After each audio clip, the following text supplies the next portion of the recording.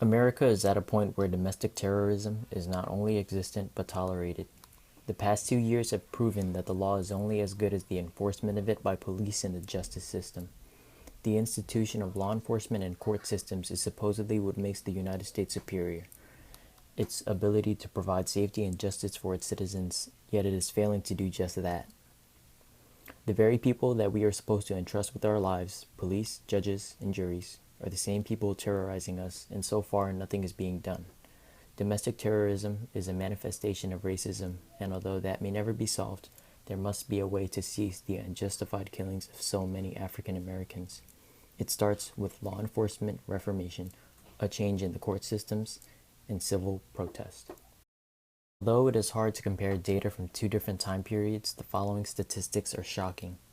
America's population is about 6 times that of England, yet there has been only 55 fatal police shootings in England over the past 24 years compared to 59 over the first 24 days of 2015 in America.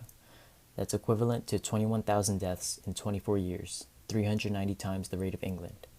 Consideration of the difference in population still cannot justify the huge discrepancy in fatalities. From that perspective, American citizens are being massacred. A study conducted by the Washington Post in 2015 showed that the rate of police shooting unarmed black men was very high. There were 990 shootings in total, and of those, 93 were unarmed. 40% of the 93 were black. Researchers concluded that officers perceived black men as more of a threat, which leads to the shootings, and that black men who did not attack officers were still being shot more often than white men who did attack officers.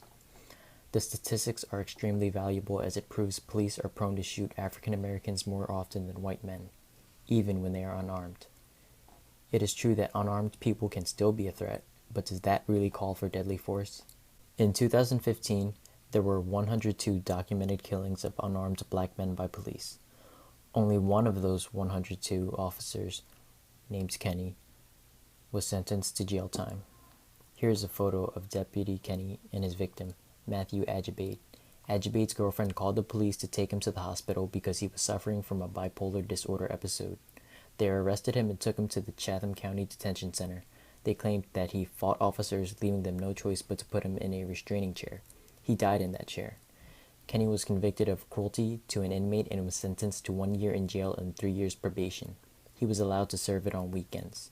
Antonio Zambrano Montes, a 35-year-old male, was killed by police in early 2015. He was throwing rocks at cars in the streets of Washington under the influence of amphetamines.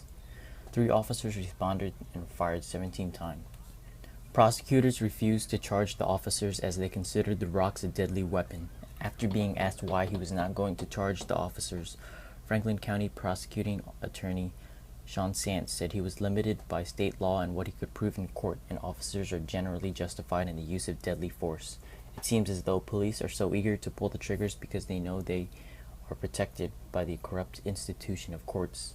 The man was throwing rocks. Again, does that really call for deadly force? In effort to diminish the number of killings, people should not become what they want to stop. Stemming more violence is in fact hypocritical, chaotic, and useless. The misconception of physically fighting the battle to restore justice contrarily only establishes anarchy, the exact opposite of what America needs. The government wants African Americans to fall out of line, to make the mistake of reacting violently so they can justify every round that they fire. At the end of the day, they have the law on their side. Battling injustice with intellect and patience is the strongest offense, and frankly the only option there is. America needs strategists, not warriors. The Black Lives Matter movement is only a beginning to ensuring justice for the African American community. Protesting, filing lawsuits, and publicizing the reality of American society is also essential to change. Putting pressure on the courts to charge police for their crimes will undoubtedly spread awareness of the issue. It's about time we stand up for the African American community and restore the unalienable liberty that should be upheld for all. Having the most powerful military in the world, America can easily protect its citizens from external threats only to terrorize them from the inside. We live in a society where killing unarmed people is justifiable and terrorizing a community can be overseen.